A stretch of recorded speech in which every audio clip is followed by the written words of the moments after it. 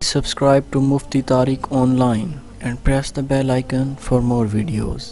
السلام علیکم ورحمۃ اللہ۔ سامعین مکرم، کافی سارے لوگ ایسے ہیں کہ جنہیں فرض نماز ادا کرنے کا صحیح طریقہ معلوم نہیں ہے، یعنی کہ وہ صحیح طریقے سے فرض نماز ادا نہیں کر سکتے۔ آپ کہیں گے آپ کو کیسے معلوم؟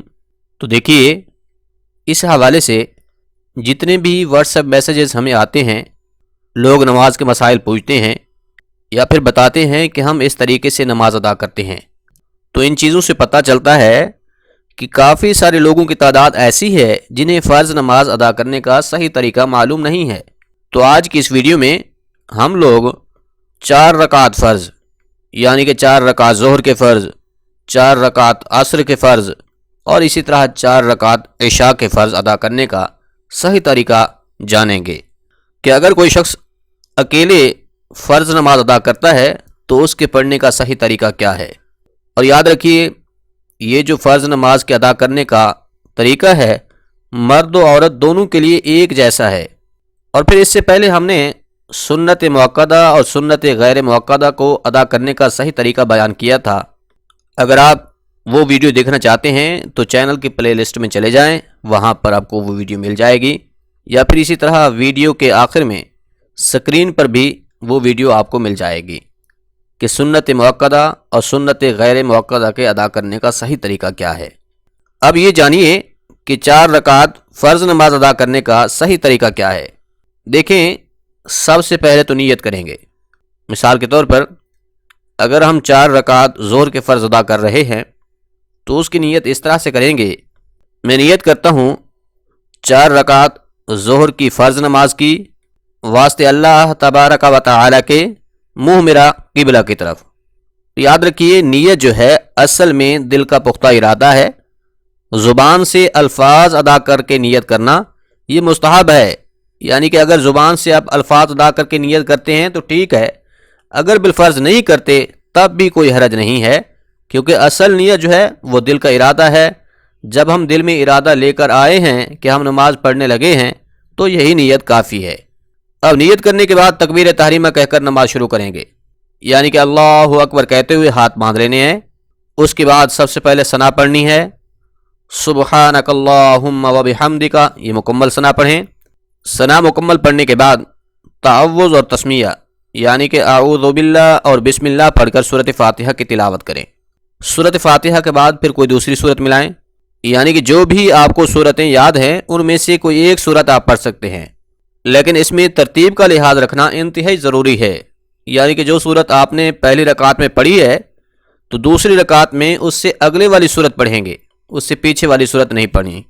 اب سورۃ فاتحہ کے بعد دوسری سورت ملا لینے کے بعد رکوع کریں گے، رکوع کے بعد سجدے میں جائیں گے، دونوں سجدے کریں گے۔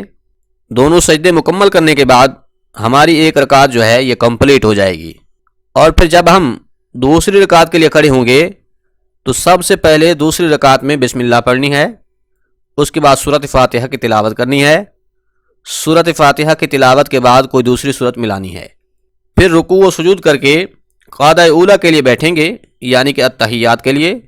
اب اس میں صرف تشہد پڑھیں گے، یعنی کہ التحیات للہ ہی پڑھیں گے، درود پاک اور دعا نہیں پڑھنی ہوگی۔ صرف تشہد پڑھنے کے بعد تیسری رکعت کے لیے کھڑے ہو جائیں گے۔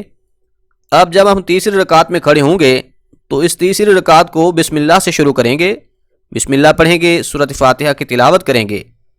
اب جو بات سمجھنے والی ہے وہ یہ ہے کہ فرض نماز کی تیسری اور چوتھی رکعت میں سورۃ فاتحہ کے پڑھنے کے بعد کوئی دوسری سورت نہیں ملانے، بلکہ تیسری اور چوتھی رکعت میں صرف سورۃ فاتحہ پڑھ کر رکوع میں چلے جائیں گے، یعنی کہ سورۃ فاتحہ پڑھنے کے بعد پھر رکوع میں ہی چلے جانا ہے۔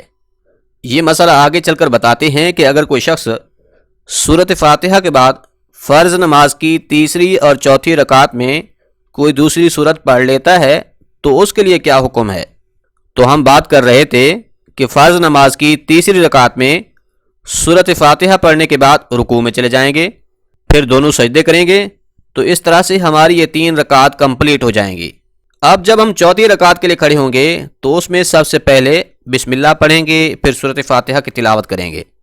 اب چوتھی رکعت میں بھی سورۃ فاتحہ پڑھنے کے بعد رکوع میں چلے جانا ہے، رکوع کریں، پھر دونوں سجدے کریں گے، اس کے بعد قعدہ اخیر بیٹھیں گے۔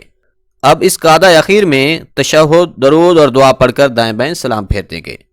تو یہ ہے 4 رکعت فرض نماز ادا کرنے کا صحیح طریقہ، یعنی کہ 4 رکعت ظہر پڑھ رہے ہوں یا پھر 4 رکعت عصر ہوں یا اسی طرح 4 رکعت عشاء کے فرض پڑھیں، تو ان کے ادا کرنے کا طریقہ یہی ہے جو اب ہم نے بتایا ہے۔ لیکن ایک سوال وہ یہ ہے کہ اگر کوئی شخص فرض نماز کی تیسری اور چوتھی رکعت میں یا پھر تیسری رکعت میں بھول کر سورۃ فاتحہ کے بعد کوئی دوسری سورت ملا لیتا ہے تو اب اس کے لیے کیا حکم ہے؟ اس کی نماز ہو جائے گی یا نہیں؟ تو اس کا جواب یہ ہے کہ جی ہاں، اس کی نماز بالکل درست ادا ہو جائے گی۔ اسی طرح یہ بھی سوال پیدا ہو سکتا ہے کہ اگر بندہ سورۃ فاتحہ کے بعد فرض نماز کی تیسری اور چوتھی رکعت میں کوئی دوسری سورت ملا لیتا ہے تو اس وجہ سے آیا اس کے اوپر سجدہ سہو لازم ہوگا یا نہیں؟ تو اس کا جواب یہ ہے کہ اس وجہ سے اس کے اوپر سجدہ سہو بالکل بھی لازم نہیں آئے گا۔ کیوں؟ اس لیے کہ فرض نماز کی تیسری اور چوتھی رکعت میں سورۃ فاتحہ کے بعد دوسری سورت کا نہ ملانا یہ مستحب ہے، لیکن اگر کوئی ملا لیتا ہے تو اس کی نماز بھی ہو جائے گی اور اس کے اوپر سجدہ سہو بھی لازم نہیں ہوگا۔